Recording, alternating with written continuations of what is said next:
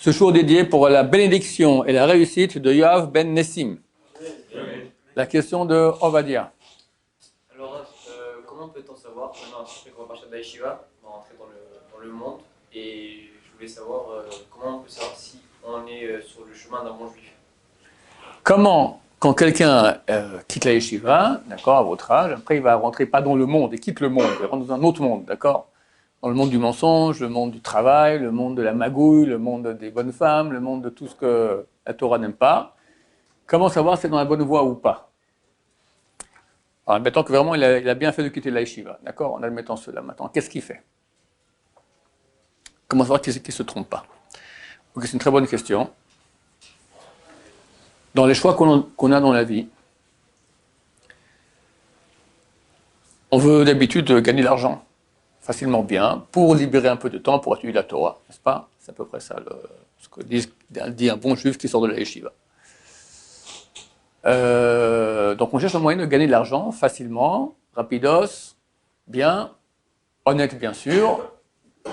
Comme ça on pourra vivre bien et aussi étudier la Torah, être un bon juif, faire des yeshivot en plus, etc. Le critère numéro 1 ne doit pas être combien d'argent on va gagner, facilement ou pas. C'est aussi un critère, mais c'est le critère peut-être numéro 10. Parce que la parnassa ne provient pas de notre travail. L'argent, c'est Hachem qui décide combien on a. Il y aura le bracha ou pas. Même quelqu'un me dira, oui, mais si je fais un métier super qualifié, c'est ça que je veux avoir beaucoup plus d'argent. La parnassa, c'est-à-dire la richesse, on va appeler cela comme ça, ne se calcule pas au nombre d'euros que tu as dans ton compte ou la voiture que tu as. Ça se calcule au bien-être que tu as. Tu as des gens qui ont beaucoup de zéros dans leur compte, de 1 avec beaucoup de zéros dans leur compte banque, et n'ont aucun bien-être. Ils n'ont pas de chambait, ils n'ont pas de bonheur avec leurs enfants, ils n'ont pas de bonheur avec eux-mêmes, pardon? La santé, ça ne manque pas de 40 000 problèmes, d'accord? Ce n'est pas le nombre de milliers d'euros que tu as dans ton compte, ou de centaines de milliers d'euros que tu as dans ton compte, qui font le bonheur, c'est évident. Donc si on veut maintenant une bonne parnasse, ça veut dire une richesse, ça veut dire un bien-être, être heureux, bien, alors on doit regarder quels sont les moyens qui amènent le bien-être. Alors en tant que bon juif, c'est clair que Hachem gère le monde, de A à Z, et c'est de lui que tout dépend. Qu'est-ce que je dois faire pour avoir une bonne parnassa? Qu'est-ce que je dois faire pour être heureux? Qu'est-ce que je dois faire pour avoir une bonne santé? Qu'est-ce que je dois faire pour avoir un shalom bayit? Qu'est-ce que je dois faire pour avoir des enfants qui sont à la Torah, etc. Ben, c'est très simple. Hachem a donné le mode d'emploi. Torah signifie mode d'emploi. C'est la meilleure traduction qu'on peut avoir au mot Torah, c'est mode d'emploi. Tu as le mode d'emploi d'une voiture, tu as le mode d'emploi d'une cuisinière, tu as le mode d'emploi d'une machine à laver, d'accord, tu as le mode d'emploi de toi. Ça s'appelle Torah. Quand tu vas appliquer le mode d'emploi de toi-même, ben normalement ça ouvre tous les robinets en haut et le flux commence à descendre. Un flux de bien-être avec des zéros dans le 1 et des zéros aussi dans le compte banque, d'accord, mais avec cet argent que tu profites. Shabbat, des enfants bien, pas de problème de santé, etc., etc. La bracha, la bénédiction. Comment faire pour avoir la bénédiction? Si on fait la Torah, la bénédiction, c'est ce qu'on dit tous les jours dans la prière, Shema Israël, avant et après. Tu feras ma Torah, tout ira bien. Sinon, des malédictions. On le dit, c'est le principe numéro 1 de la Torah. Donc quelqu'un maintenant, il sort de la yeshiva. Il se dit, qu'est-ce que je vais faire dans ma vie? Il regarde les propositions, machin. Alors, tu regardes, une autre propositions. Les seuls, on va dire, le dernier des arguments, c'est combien tu vas gagner. Tous avant, c'est quoi? Les critères que tu dois regarder. Dans quelle mesure c'est compatible avec la Torah? Est-ce que c'est honnête? Aujourd'hui, c'est très dur d'avoir un boulot qui est honnête. Est-ce que je peux avoir mon Shabbat et mes fêtes à temps? Pas comme les gens qui arrivent en hiver, d'habitude, un Shabbat sur 2, ils arrivent à la maison déjà après l'entrée du Shabbat. D'accord? Idem Yom Tov, etc. Le problème de pudeur, avec qui tu es au bureau, qui tu as rencontré dans ton travail, des femmes habillées, déshabillées, à moitié habillées, d'accord? Yichud, est-ce que tu es obligé de t'isoler avec quelqu'un, une femme, d'accord? C'est interdit. Donc qu'est-ce qu'il y a encore dans le truc du travail? Dans quelle mesure tu as besoin de mentir? Parce qu'on sait bien que si on ment, soi-disant, on gagne plus. C'est vrai qu'on gagne sur place, mais après, on met de l'argent dans un tonneau percé. Après, Hachem t'envoie des tas de problèmes. T'as menti, t'es un menteur, t'es dans le faux. Alors, comment tu veux qu'il y ait la bracha dans le faux? Comment la bracha peut venir dans le faux? Si tu as des critères pareils, que tu vois que tu trouves un travail honnête. Tu n'as pas besoin de voler. Tu n'as pas besoin de mentir. Tu n'as pas de problème de tsniout, de pudeur. Tu n'as pas besoin de yichoud, de rencontre avec les femmes, etc. Tu as tes fêtes. Tu peux manger cachère, etc., etc., etc. Tu fais la Torah. Ben, normalement, il y a la bracha qui vient. Il n'y a aucune raison que non. Évidemment, si tu fais les 400 coups à côté, je ne dis pas, tu fais ton travail, puis après le samedi soir, tu vas en boîte, il n'y aura pas la bracha. D'accord? J'ai vu encore dernièrement, le Rav Chazal m'a dit ça au nom de la famille de Baba Saleh, mais c'est écrit clairement dans la Gemara. La raison numéro 1 qui empêche une bonne parnassa, c'est les péchés sexuels. Raison numéro 1. Alors messieurs, en tant que bons Français, vous avez tous un programme, nous avons tous un programme très très long, d'accord? Alors c'est pas que la relation avec une femme, c'est Shomer Negiya, c'est tout ce qui contact avec une femme qui nous a interdites, et bien sûr les yeux. Et dans Shavuot maintenant, on est dans les 6 semaines, d'accord, c'est le grand tikkun à faire. Les yeux. Comment, comme j'ai expliqué ce matin, comment quelqu'un il dit dans la prière que nos yeux voient ton retour à Sion, bientôt Mashiach il revient, la Shrina revient, tu vas voir ça avec tes yeux qui sont sales. Je ne parle pas quand tu vas dans la rue ici à Ramoth, que là aussi il faut faire attention. Mais un Français moyen, pas besoin de venir à Ramoth voir les bonnes femmes qu'il y a ici, elles ne sont pas très... c'est pas comme la France, Leicester. Mais on apporte la France, on apporte la poubelle du monde féminine, la poubelle du monde féminine dans les petites boîtes. Vos portables. Si tu n'as pas un filtre super solide, comment tu vois comme ça? Combien de bonnes femmes tu vois par jour? Quand je dis bonnes femmes, je parle des femmes pas bien habillées. Il y a des femmes tzadkénot très très bien. Mais quand je vois des bonnes femmes, d'accord, ça veut dire des femmes qui ne sont pas bien habillées. C'est interdit de la Torah. Allez, une côtelette de porc, et encore une côtelette de porc, et encore une côtelette de porc. Non, je regarde les nouvelles. Mais comment elle habille la bonne femme qui parle dans les nouvelles? Et après, tu t'étonnes que tu as Zera le Batala au milieu de la nuit. Et encore, quand c'est involontaire, des fois ça t'amène volontaire. Non mais, t'es un homme normal. Tu vois des bonnes femmes, elles sont pas pudiques, bah, la machine elle fonctionne. Qu'est-ce que tu veux? Et le Shulchan Aruch il dit, le péché le plus grave de toute la Torah, c'est le Batala, seulement 120. Plus grave de toute la Torah. Mange du porc, vas-y, fais tout. C'est moins grave que ça. Les commentateurs disent, une relation vraiment avec une femme, c'est quand même plus grave. Mais pardon? Tu vois que non? Shulchan Aruch, c'est dans le chapitre, dans Even Haezer, chapitre 23 du Shulchan Aruch, Even Haezer. D'accord? Je te dis ce que dit le Shulchan Aruch. Shulchan Aruch, d'accord? Ouais, c'est comme ça. Haïr Dieu, bien sûr, haïr Dieu, c'est grave. Mais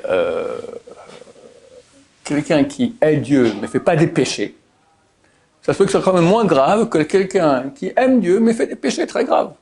Que tu me dis que tu aimes Dieu, tu fais tout ce que Dieu est. H-A-I-T.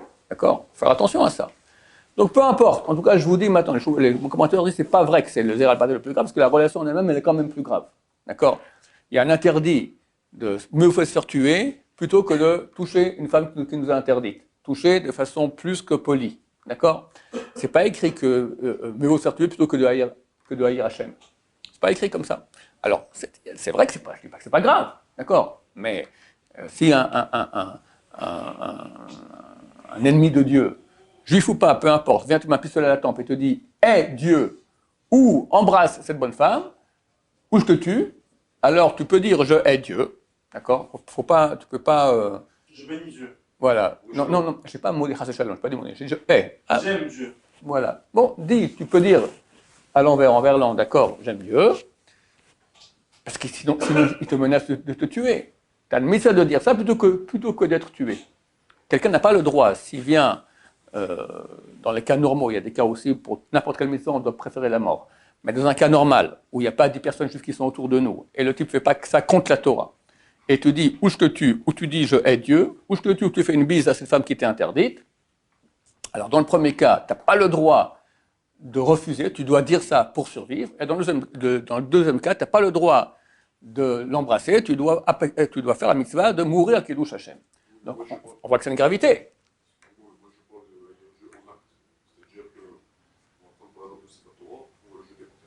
Alors c'est que maintenant vient un non-juif, te dit ou tu prends Sefer Torah et tu le jettes par terre, tu craches dessus, tu marches dessus, tu fais des besoins dessus, ou je te tue, tu fais ça. Tu fais ça. Tu vois que tu me dis que non. Mais si je te dis fais la bise à ta copine, ta fiancée, Et dans 1 heure, vous êtes sous la choupa et vous vous mariez. Et juste maintenant, le photographe te dit, non, faites plus, embrassez-vous. D'accord? Ça va. Dans 1 heure, c'est ta femme. C'est exactement ça. Hein? C'est exactement ça. Embrasser sa fiancée 1 heure avant la choupa. Ça s'appelle haïr Dieu d'après la Torah. C'est pas ce que nous, on pense dans le cœur. Quand toi, tu vois maintenant quelqu'un qui prend un Sefer Torah, il fait ses besoins dessus, il marche dessus, ça fait très mal, je suis d'accord avec toi. Mais nous, on fixe qu'est-ce que dit la Torah. C'est la Torah qui fixe ce que dit la Torah. La Torah, elle a fixé que si pour n'importe quelle mitzvah, quelqu'un vient te dire maintenant, ou tu fais ça ou je te tue, alors c'est marqué, elle la mitzvah shayaseh Adam, va chaybaim. Voici le mitzvah que quelqu'un fera et vivra dedans. Les sages israéliens ont dit, vive dans les mitzvot et pas mourir. Donc si maintenant, c'est entre vivre ou mourir, mieux vaut faire tout cela et vivre plutôt que de ne pas le faire et mourir. Ok? Maintenant, il y a 3 avérotes que non. Avodazara, qui te dit prosterne-toi devant l'idole, ou tue quelqu'un d'autre, ou fais une bise à une femme qui t'est pas permise, ou je te tue, il faut préférer se faire tuer. C'est l'ABC, c'est Shulchan Aruch Yoredeh, chapitre 157. Chaque bon juif connaît cela. Comment je suis arrivé à parler de ça? Alors je dis que maintenant, si quelqu'un il veut une bonne parnassa, d'accord, il veut réussir dans sa vie, qu'il regarde ces critères-là. Et surtout aujourd'hui, le critère de pudeur, d'éloignement du monde des femmes, d'accord? Les hommes et les femmes, ça doit être séparé. Donc combien de jobs, même religieux ici en Israël, t'as les hommes et femmes séparés, par exemple, ils ont des center calls, d'accord? Mais dans le resto, à midi, ils sont ensemble, la kitchenette. Combien il y a eu de problèmes d'adultère? Combien? Je sais parce que le directeur, c'est un ami à moi, d'accord? Combien? On commence à se connaître, machin, on boit un pot, machin, etc. Alors, il faut que ça soit bien séparé. Si quelqu'un ne fait pas attention à cela, alors il va où? Il part en cacahuète. Donc les critères numéro 1 pour choisir un travail, c'est ça. Parce que je suis venu sur Terre pour maintenant c'est un test, à quel point maintenant je vais me rapprocher de Dieu, et si on ne prend pas ces critères-là en priorité, alors on rate le test. Alors on croit qu'on va gagner plus, etc. À la fin, c'est un tonneau troué. Tout ce qu'on aura comme bracha, ça part par le trou, et on rate notre vie complètement. Hachem Ishmor, Hachem Ishmor, Hachem Ishmor. Pardon? Ça s'appelle l'argent volé ou de l'argent sale? Ce n'est pas que l'argent sale qui fait que quelqu'un ne réussit pas sa vie. Je te dis que la raison numéro 1, c'est le manque d'éloignement entre hommes et femmes. Ça, c'est écrit dans la Gemara, c'est écrit dans tous les poskim, enfin, beaucoup de commentateurs. Je le dis encore maintenant au nom de la famille Baba Saleh, il dit c'est ça le seul point. Tu vois que le Yetzer Hara aujourd'hui se bat sur quoi? Spécialement là-dessus. Pourquoi on est à la fin? Mashiach il arrive, Bezat Hashem, on espère très bientôt. Maintenant, le Yetzer Hara a encore de la place. Qu'est-ce qu'il va nous faire des péchés nuls ou des péchés graves? Le plus grave qu'il peut faire. Qu'est-ce qu'il y a aujourd'hui dans le monde si c'est pas ça, la débauche? Il n'y a que ça. Partout. Pardon? Ils sont en train de légaliser tout. Voilà. Non seulement ils légalisent, mais même les bons juifs qui croient, bon, à Easter, tous les sortes de, je ne veux même pas dire qu'est-ce que les saletés qu'il y a, d'accord. Mais bon, j'ai ma copine. Shomer Negia à moitié. Une fois oui, une fois non, une fois oui. On Shomer Negia, des fois on tombe, après on fait tchouva, on retombe, alors, il n'y a pas des factures là-dessus. Et ça veut dire quoi avoir sa copine? Marie-toi. Non, il faut que j'ai le boulot, machin, etc. Alors tu lui payes des heures, d'accord, vous s'ouvriez tout ça, et tu crois que la machine chez toi, elle va rester tranquille comme ça? Pépère, rien du tout, mais tu rêves. La machine, elle fonctionne. Donc vas-y, Zera le Batala, volontaire, pas volontaire. Et le Shulchan Aruch te dit, j'ai déjà dit, c'est dans Even Haezer, chapitre 23, c'est le péché le plus grave de la Torah. Alors vas-y, une côtelette de porc, et un escargot, et un scorpion, jamais je toucherai à ça. Mais c'est bien pire ce que tu fais. Baruch Adonai, l'olam, amen va amen.